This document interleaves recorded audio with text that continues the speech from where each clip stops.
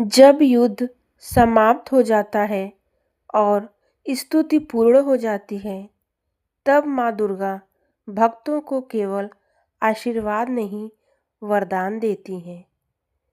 दुर्गा सप्तशती का यह अध्याय भक्ति के फल का अध्याय है। अब तक हमने देखा माँ दुर्गा की महाशक्ति, उनकी विजय और उनकी स्तुति।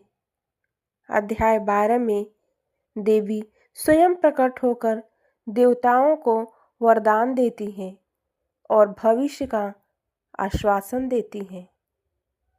यह अध्याय बताता है कि सच्ची भक्ति कभी निष्फल नहीं होती। अब आइए दुर्गा सप्तशती के इस 12वें अध्याय के भावार्थ को शांत मन से समझते हैं। सबसे पहले माता का ध्यान करते हैं। मैं त्रिनयना दुर्गा देवी का ध्यान करती हूँ। उनके अंगों की शोभा विद्युत के समान है।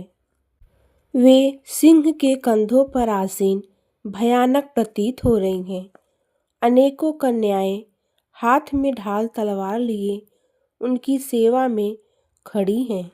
उन्होंने अपने हाथों में चक्र, गदा, तलवार, ढाल, बाण, धनुष, पाश और तर्जनी मुद्रा धारण किए हैं। उनका स्वरूप तेजोमय अग्नि के तुल्य है तथा उनके मस्तक पर चंद्रमा का मुकुट शोभित हो रहा है। देवी ने कहा, हे देवताओं, जो कोई प्रतिदिन स्थिर चित्त से मेरा स्तवन इन स्तुतियों के द्वारा करेगा, उसकी सारी विपदाओं को मैं निश्चित रूप से दूर कर दूंगी।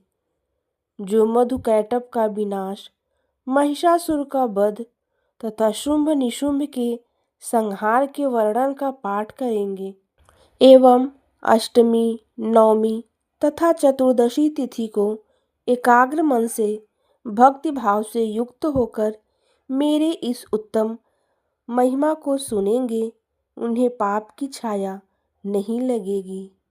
उन पर पाप जनित बाधाएं भी नहीं आएंगी। उनके घर में कभी निर्धनता का राज्य नहीं रहेगा और न तो कभी उन्हें अपने प्रियजनों के वियोग का कष्ट ही उठाना होगा। इतना ही नहीं, वरन उन्हें शत्रु, लुटेरे, राजा, शस्त्र, अग्नि तथा जल राशि से भी कभी भय उत्पन्न नहीं होगा। इसलिए सभी लोगों को शांत भाव से भक्तिपूर्वक मेरे इस महात्म्य का पठन पाठन और श्रवण मनन करना चाहिए। यह परम कल्याणप्रद है। मेरा महात्म्य महामारी जनित सभी उपद्रवों तथा दैहिक, दैविक और भौतिक तीनों तापों को शमन करने वाला है। मेरे जिस मंदिर में विधि पूर्वक प्रतिदिन इस महात्म्य का पाठ होता है, वहाँ मेरा सदा निवास रहता है। बलि, पूजन, हवन तथा महोत्सव के अवसरों पर मेरे इस चरित्र का पूर्ण रूपेण पाठ तथा श्रवण करना चाहिए। कोई भी मनुष्य विधान को जानकर या अनजाने में ही मेरे उद्देश्य से जो बलि, पूजा या होमादि करेगा, उसे मैं सहर्ष स्वीकार करूंगी। शरतकालीन दुर्गा पूजन के समय जो कोई भी इस महात्म्य को भक्ति भाव से श्रवण करेगा, वह मेरे प्रसाद से सभी विपत्तियों से मुक्त होकर धन धान्य और पुत्रादि से परिपूर्ण होगा। इसमें तिल भर भी संशय नहीं है। मेरे इस महिमा, उत्पत्ति की सुंदर गाथाएं तथा युद्धकालीन पराक्रम के श्रवण मात्र से ही मनुष्य भय रहित हो जाता है। मेरी महिमा सुनने वाले व्यक्तियों के शत्रु नष्ट होते हैं, उन्हें कल्याणप्रद प्राप्त होता है एवं उनके कुल प्रफुल्लित रहते हैं। शांति कर्म में अशुभ स्वप्न दर्शन होने पर तथा ग्रह जनित भयंकर पीड़ा होने में मेरे इस महात्म्य को सुनना चाहिए। ऐसा करने से सभी बाधाएं एवं भयंकर ग्रह पीड़ाएं शांत होती हैं और मनुष्यों को अशुभ फलकारी स्वप्न शुभ फल देने वाला हो जाता है।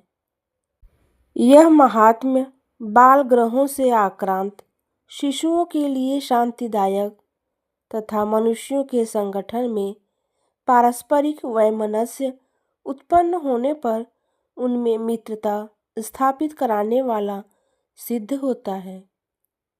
इस महात्म्य से संपूर्ण दुराचारियों के बल का क्षय होता है।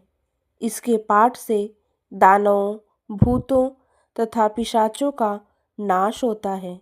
मेरा यह महात्म्य मेरे सानिध्य की उपलब्धि कराने वाला है।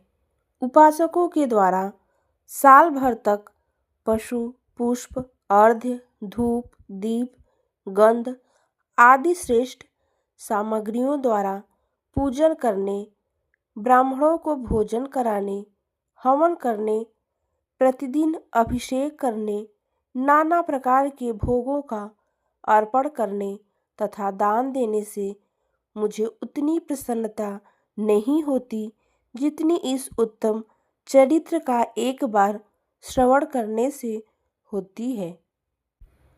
इस महात्म्य को सुनने से पाप पुंजों का क्षय एवं आरोग्य लाभ होता है। मेरी उत्पत्ति का कीर्तन करने से समस्त भूतों से रक्षा होती है तथा मेरा युद्ध संबंधी चरित्र दुष्ट दानवों का संहारक है। इसके श्रवण मात्र से ही मनुष्य निर्भय हो जाता है। हे देवताओं, तुमने और महर्षियों ने मेरी जो स्तुतियाँ की हैं तथा ब्रह्मा जी द्वारा की गई स्तुतियाँ सभी कल्याणकारी बुद्धि देती हैं। वन में, सुनसान स्थल में या दावाग्नि से घिर आने पर, जनहीन स्थान में, लुटेरों के चक्कर में आ जाने पर, शत्रुओं द्वारा बंदी होने पर अथवा वन में सिंह, व्याघ्र, जंगली हस्तियों के पीछा करने पर, राजाज्ञा से बंधन या वध स्थल पर ले जाते समय अथवा समुद्र में यात्रा करते समय तूफान के कारण नाव डगमगाने पर, भयंकर युद्ध में शस्त्रों का आघात होने, वेदना से पीड़ित होने, इतना ही नहीं वरन समस्त भीषण बाधाओं के सामने आने पर जो कोई इस चरित्र का स्मरण करता है वह व्यक्ति संकट को पार हो जाता है। मेरे प्रभाव से सिंह आदि हिंसक जंतु नाश को प्राप्त होते तथा लुटेरे एवं शत्रु भी मेरे चरित्र का स्मरण करने वाले लोगों से दूर भाग जाते हैं। ऋषि ने कहा, ऐसा कहकर सब देवों के देखते देखते ही पराक्रम वाली भगवती चंडिका वहीं अंतर्ध्यान हो गईं। तब सभी देवता शत्रु के मारे जाने से यज्ञांश का उपभोग पहले की तरह निर्भय होकर करने लगे और अपने अधिकार का उपयोग करने लगे। महाबलवान दैत्य शुंभ निशुंभ की मृत्यु के अनंतर शेष बचे खुचे दैत्य पाताल लोक को चले गए।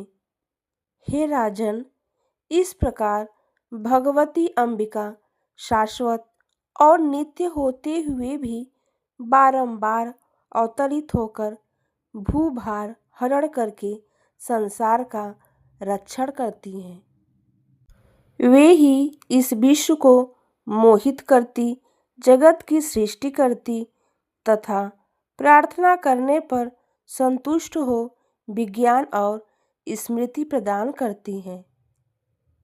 हे राजन, महाप्रलय काल में महामारी स्वरूपिणी वे महाकाली ही इस संपूर्ण ब्रह्मांड में व्याप्त हैं। समय समय पर वे ही महामारी होती और वे ही स्वयं अजन्मा होते हुए भी सृष्टि के रूप में उत्पन्न होती हैं। वे सनातनी देवी ही समय के अनुरूप समस्त जीवों की रक्षा करती हैं। मनुष्यों के उत्थान काल में ही गृह में लक्ष्मी के रूप में निवास करती हैं और उन्नति प्रदान करती हैं, और फिर वे ही पतन काल में निर्धनता के वेश में विनाश का कारण बनती हैं। पुष्प, धूप, गंध आदि से विधिवत पूजन करके उनका स्तुति करने से वे धन धान्य पुत्र सद्बुद्धि तथा उत्तम गति को प्रदान करती हैं। इस प्रकार मार्कंडेय पुराण के सावर्णिक मनवंतर कथा के अंतर्गत देवी महात्म्य में वर्णित फल स्तुति नामक 12वां अध्याय यही समाप्त होता है। दुर्गा सप्तशती का अध्याय 12 हमें यह विश्वास देता है कि माँ दुर्गा हर युग में अपने भक्तों की रक्षा करती हैं। गुप्त नवरात्रि में इस अध्याय का पाठ भय, रोग, शोक और बाधाओं से मुक्ति का मार्ग है। जहाँ भक्ति सच्ची होती है वहाँ माँ का वरदान निश्चय ही प्राप्त होता है। माँ दुर्गा की कृपा आप सब पर बनी रहे। जय माता दी। भक्ति से जुड़े रहने के लिए प्रभु भक्ति जोन को सब्सक्राइब करें, लाइक करें, कमेंट करें। जय माता दी।